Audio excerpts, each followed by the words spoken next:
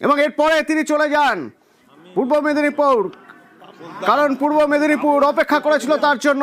সেখানে তো তিনি জয়ের হ্যাট্রিক করেছেন। নন্দীগ্রাম, সেই নন্দীগ্রাম যেখান থেকে 2016 সালে প্রথম, 2021-এ সেখানেও তার সঙ্গে প্রতিদ্বন্দ্বিতা হয়েছে মমতা বন্দ্যোপাধ্যায়ের।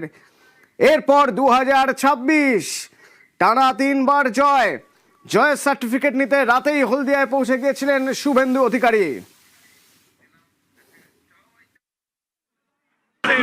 2016, 2021, 2026 তিনবার জয়ের হ্যাট্রিক নন্দীগ্রাম থেকে, একবার তৃণমূল কংগ্রেস, পরপর দুবার বিজেপি থেকে, এবং দুবার মুখ্যমন্ত্রীকে হারানো। এ রেকর্ড বাংলার রাজনীতির ইতিহাসে নেই। এই জয় কাকে উৎসর্গ করবে? প্রথম উৎসর্গ করব পশ্চিমবঙ্গের জনগণকে, বিশেষত ভবানীপুর এবং নন্দীগ্রামের জনগণ যারা আমাকে জেতালেন। আমি তো খুব একটা সময় দিতে পারিনি, রাজ্যে ঘুরতে হয়েছে।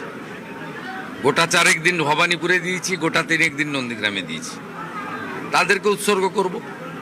শ্রদ্ধার সঙ্গে স্মরণ করব 300 বিজেপি কর্মীকে, যাদের আত্মবলিদানের মধ্য দিয়ে আজকে উনি, আমি, সুভাষবাবু আমরা সব এমএলএ হলাম। তাদের কথা ভুলতে পারবো না। তৃতীয়ত,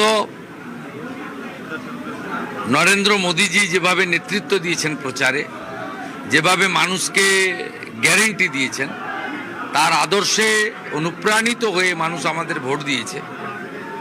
আর সর্বোপরি জয় মা কালী, জয় শ্রীরাম।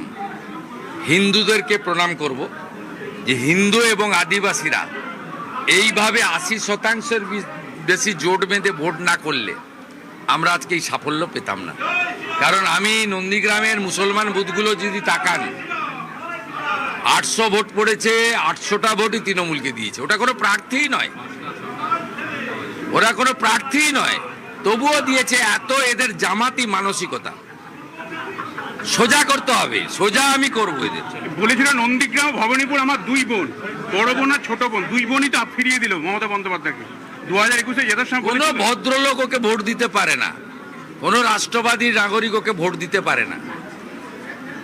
উনার মুখটা আগে পরিষ্কার করুন আর বিশ্রামে থাকুন। বেশি লাফালাফি করলে, এত চুরি দুর্নীতি করেছেন, এই বয়সে জেলেও যেতে হতে পারে।